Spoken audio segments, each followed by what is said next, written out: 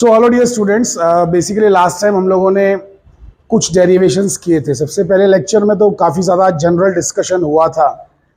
उसके बाद के लेक्चर्स में हम लोगों ने 3 डेरिवेशन किए हैं।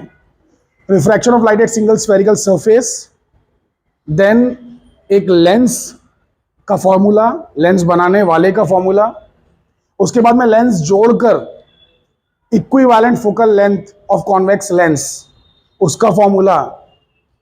तो ऐसे करके 3 डेरिवेशंस हमारे खत्म हो चुके हैं। अब हम लोग इस सिलसिले को आगे बढ़ाते हैं और देखते हैं कि न्यूटन भैया ने यहाँ पे क्या कहा है। हमारे न्यूटन साहब, आप सभी लोग जानते हैं कि उनका हाथ हर चीज़ में घुसा हुआ है। सो बेसिकली वो हीट में भी हैं, साउंड में भी हैं, लाइट में भी हैं, हर चीज़ में। सो न्यूटन कुछ ना बोले किसी टॉपिक पे, ऐसा हो नहीं सकता। सो लिसन, न्यूटन ने कुछ बातें बताई हैं। वो बातें क्या हैं, आइए जानने की कोशिश करते हैं।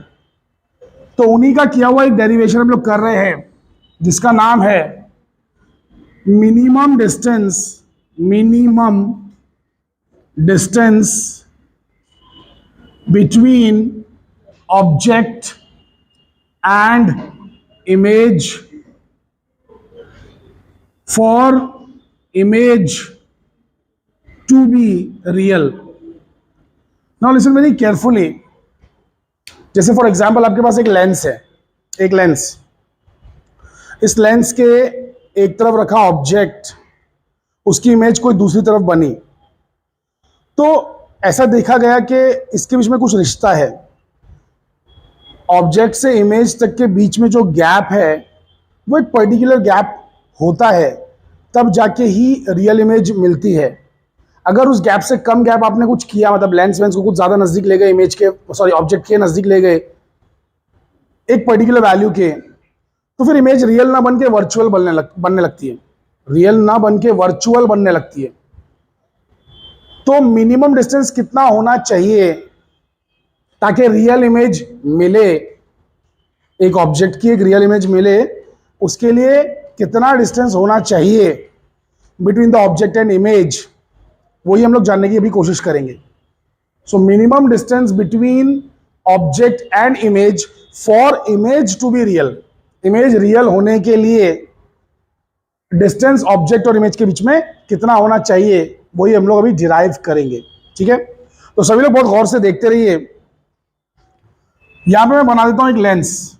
सो यहां पे एक लेंस है which is a convex lens, right? A converging lens.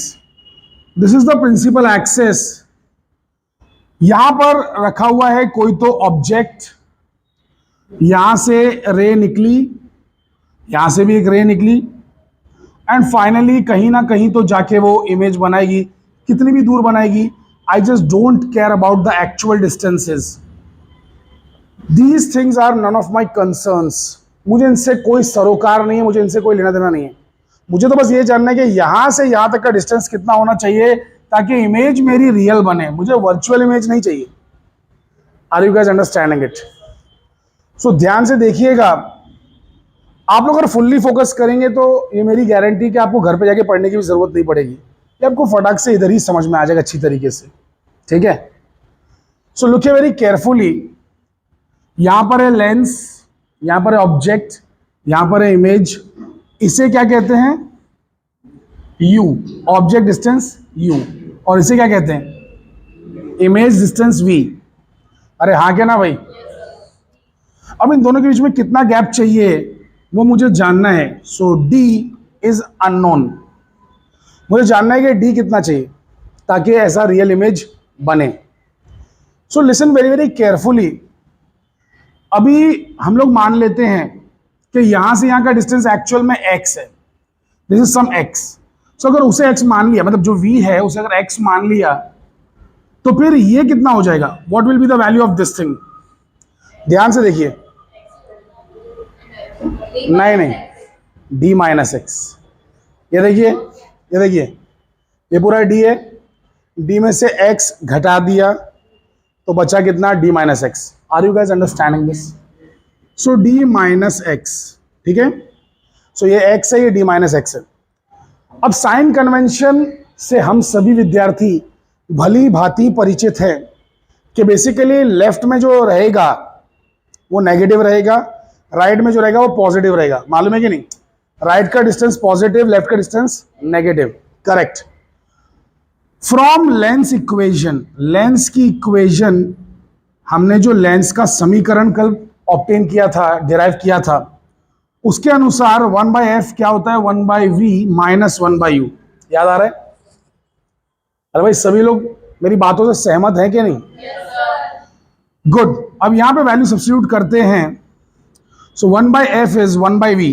Distance कितना? x है, x, बल्कि x ही नहीं प्लस x, क्योंकि राइट साइड पे है, minus 1/ minus d minus x। अरे भैया u की वैल्यू सिर्फ d माइनस x नहीं है, बल्कि माइनस d माइनस x है। Are you guys understanding it? क्योंकि लेफ्ट में है। सो माइनस माइनस मिलके तो हो जाएगा plus. So 1/f is 1/x plus 1/d minus x। ये माइनस माइनस प्लस हो गया। Are you guys understanding this basic point? Good. तो इसको जब हम लोग सॉल्व करेंगे तो देखिए हमें क्या मिलता है। This is 1/f equals to x into d minus x. अरे भैया एलसीएम निकालते वक्त पहले नीचे के दोनों को आपस में मल्टीप्लाई करते हैं, फिर ऊपर वाले को, मतलब सॉरी, इस वाले को ऊपर इधर और इस वाले को ऊपर इधर, ऐसे मल्टीप्लाई करते हैं, cross multiply. So d minus x plus x. अरे हाँ क्या ना भैया, पहले आपस में मल्टीप्लाई फिर क्रॉस मल्टीप्लाई। आई होप कि इस बात को सभी लोग जानते हैं। ठीक है। सो 5वीं क्लास का मैथ्स है। सो माइनस एक्स और प्लस एक्स गया, अब बच गया ये सब कुछ। तो f into d, f d is equals to, ये इधर आ जाएगा ना। अरे एफ डी तो इधर हो गया, ये इधर ले आएंगे, है क्या नहीं? So x d minus x. So इससे हमें मिलेगा f d is equals to x d minus x square.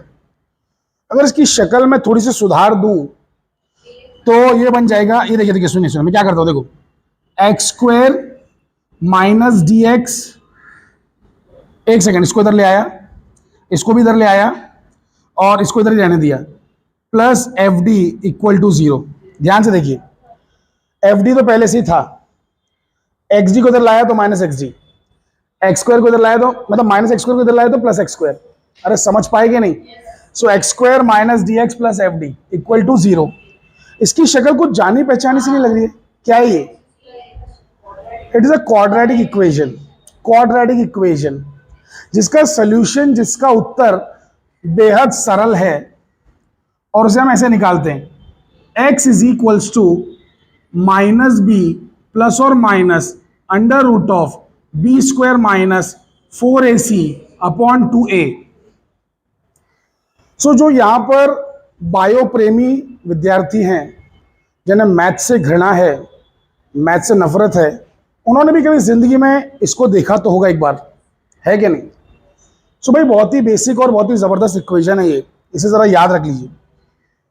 सो ये क्वाड्रेटिक इक्वेशन है एक्स के फॉर्म में, तो अब एक्स के हमको रूट्स निकालना है और रूट्स निकालते हैं ऐसे, माइनस बी प्लस और minus under root of b square minus 4ac upon 2a। तो इस इक्वेशन को पहले कंपेयर करना होता है। सो कंपेयरिंग दिस इक्वेशन, देखो इक्वेशन वापस लिख रहा हूं, एक्स को, ये कंपेयर वाला पार्ट करें लोग, x square minus d x plus f d equal to 0। इसको कंपेयर करना है a x square plus b x plus c equal to 0 से। तो आप लोग देख सकते हैं, हम यहां पे क्या कर रहे हैं? कंपेयर। तो यहां पे देख सकते हैं कि ए की वैल्यू है 1। अरे भैया यहाँ ए है और यहाँ 1 है, हाँ क्या ना? यहाँ पे क्या है? बी है और यहाँ पे क्या है? Minus D. अरे माइनस 1 नहीं रे बाबा, माइनस डी। अकल के मतलब बी की वैल्यू माइनस डी है, बी की वैल्यू माइनस डी, और सी की वैल्यू एफ डी है, सी की वैल्यू इज एफ डी। अरे भैया समझ पा रहे हैं आप लोग सारे विद्यार्थी के नहीं? Very nice. सो अब ये सारी चीजें इसमें सब्स्टिट्यूट करेंगे, सब्स्टिट्यूट।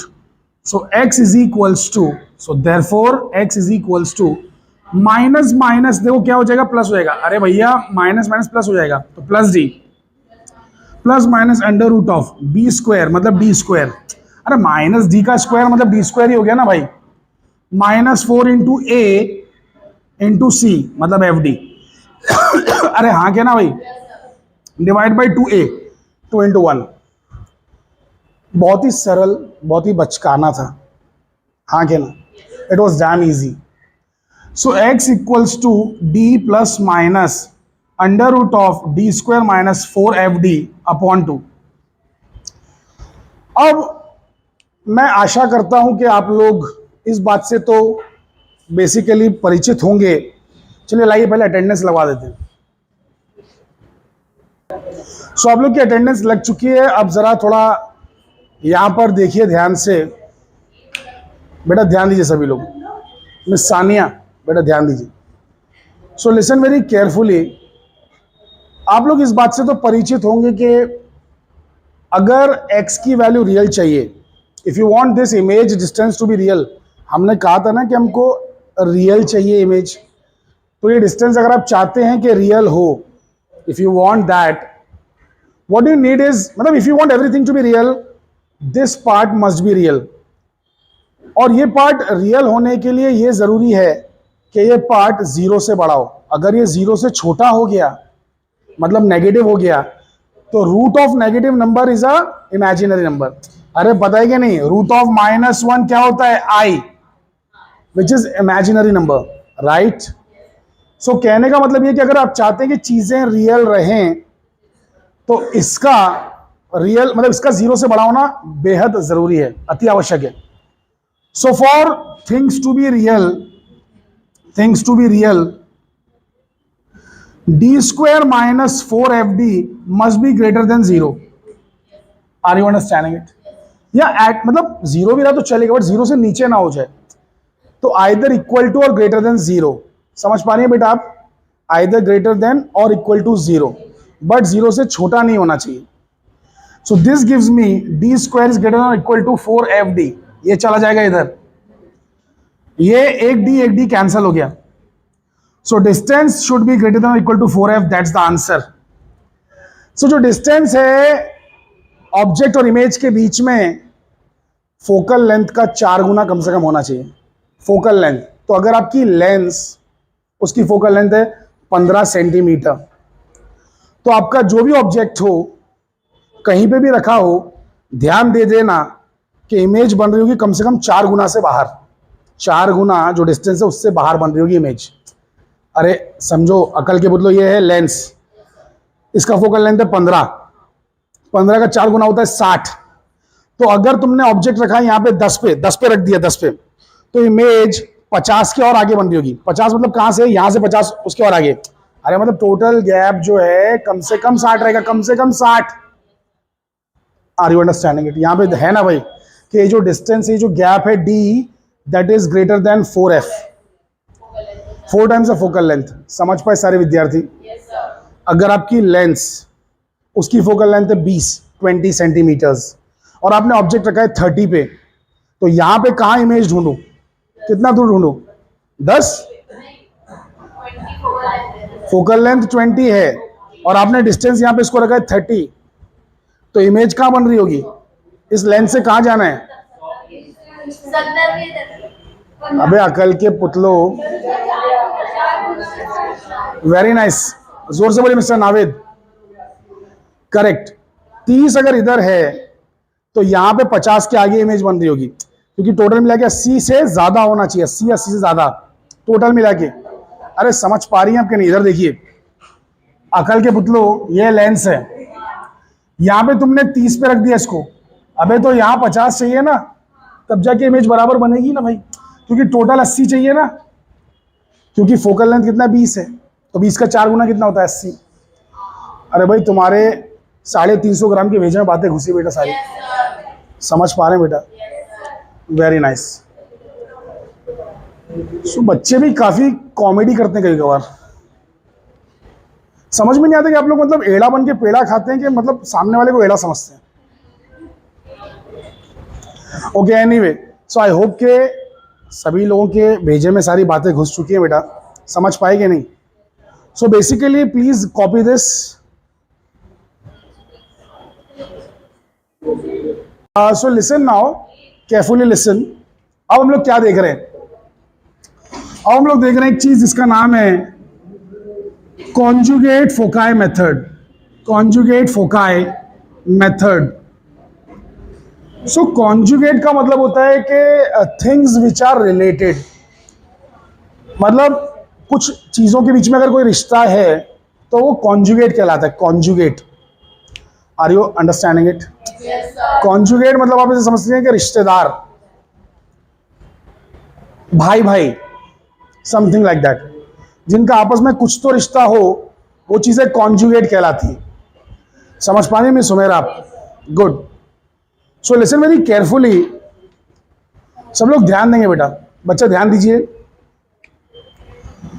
यहां पर हमने रखा, मान लो ऐसा दो लाइट का सोर्स, दो मोमबत्तियां रख दी, हमने दो मोमबत्तियां रख दी हैं, इसके सामने रख दी एक लेंस, लेंस रख दी, लेंस का ये ऑप्टिकल सेंटर है। अभी लाइट निकलेगी, फोकस से पास होगी। अब फोकस कहीं ना कहीं बनाना पड़ेगा। अच्छा एक काम करते हैं, पहले बना लेते हैं प्रिंसिपल एक्सिस। तो फोकस कहीं ना कहीं चुनना पड़ेगा। Let me choose focus this much. So this is the focus. So जो स्ट्रेट लाइन होती है वो फोकस से पास होके ऐसे आगे बढ़ती है। अरे जो भी स्ट्रेट लाइन होती है, स्ट्रेट लाइट, स्ट्रेट रे फोकस से जाती है, और जो ऑप्टिकल सेंटर से जाती है, ऑप्टिकल सेंटर से वो बिना डेविएट हुए, बिना हिले डुले सीधी निकल जाती है, सीधी निकल जाती है।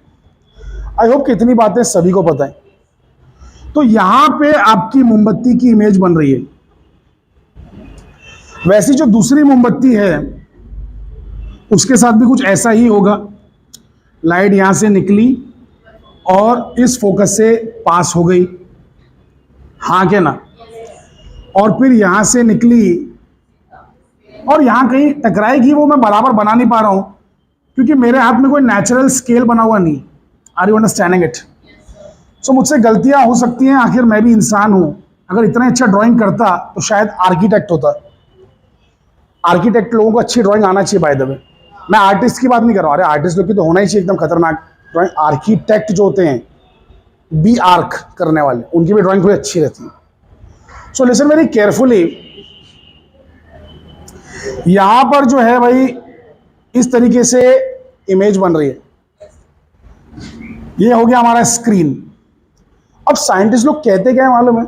साइंटिस्ट लोग ये कहते हैं कि अगर किसी भी ऑब्जेक्ट की इमेज इस डिस्टेंस में अगर एक बार बन गई है तो इसी डिस्टेंस में बिना कुछ भी किए, बिना कुछ भी किए, एक्स्ट्रा कुछ भी बिना किए, इकरा जी बेटा ध्यान दे रही हैं आप, बिना कुछ भी एक्स्ट्रा किए इसी डिस्टेंस के अंदर एक और इमेज बनेगी। ये चीज मैंने आप लोगों को प्रैक्टिकल के दौरान भी सिखाई थी, कॉन्जुगेट फोकाई मेथड। जब मैंने आप लोगों को प्रैक्टिकल करवाया था कॉम्बिनेशन ऑफ लेंस का। और अगर आपको याद नहीं आ रहा है तो 11वीं का याद कर लीजिए। वैसे आपको जब 30 मतलब फर्स्ट ईयर का याद नहीं आ रहा है, 13th का याद नहीं आ रहा है, तो 11th का कहां से याद आएगा?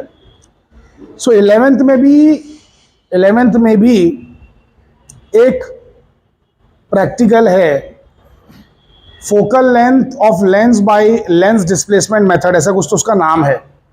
वो भी मैंने बना के यूट्यूब पे डाल दिया, आप चेक कर सकते हैं कि एक बल्ब की इमेज मैंने लेंस से बनाई है। और आपको फर्स्ट ईयर बीएससी में तो है ही, कॉम्बिनेशन ऑफ लेंस में हम लोगों ने इमेजेस क्रिएट की थी। तो साइंटिस्ट लोगों ने क्या कहा कि अगर ये डिस्टेंस के बीच में एक बार इमेज आ गई तो इसी डिस्टेंस में एक और बार इमेज आएगी। आपको इसे हिलाने की जरा भी जरूरत नहीं है, इसे मूव करने की जरूरत नहीं है। खाली करना क्या है? अदला बदली, हेरा फेरी। यहां पर डिस्टेंस अगर है 30 और अगर ये है 70, लेट से अज्यूम कर लो यहां 30 और यहां 70 है, क्या करो, लेंस को आगे बढ़ाओ, यहां 70 रख दो, ऑटोमेटिकली मतलब जो 30 बचा है वहां पे इमेज आना ही आना है। तो लिसन, ध्यान दीजिए, ये चीज जहां है वहीं रहनी चाहिए। मोमबत्ती को और स्क्रीन को नहीं हिलाना है, ठीक है? Please try to understand. मोमबत्ती और स्क्रीन को नहीं हिलाना है, स्क्रीन वहीं रहेगी, मोमबत्तियां भी वहीं रहेंगी, लेंस को हिलाना है। इसको कहते हैं लेंस डिस्प्लेसमेंट मेथड। अरे कॉन्जुगेट फोकाई मेथड, लेकिन लेंस डिस्प्लेस भी हो रही है ना इसके अंदर, लेंस डिस्प्लेस हो रही है। सो पहले था ये, अरे बाबा इधर देखो, पहले ये था, अरे ये देखो, है ना, इतना था ना ये, तो अब यहां इतना होना चाहिए, अकल के पुतलों समझ में आ रहे हैं, समवेयर हियर। तो यहां पे लेंस बनेगी। अरे पहले ये जो था ये इतना ये होना चाहिए, भी समझ पा रहे हैं बेटा? ये था u, ये था v, ये है u डैश और ये है v डैश। लेकिन u डैश कितना रखना है? पुराने v के जितना। और v डैश कितना मिलेगा? पुराने u के जितना।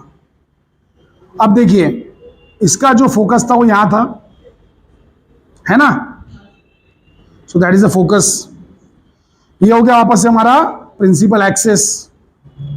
अरे भाई समझ पा रहे हैं जो मैं बात बता रहा हूं? Very nice.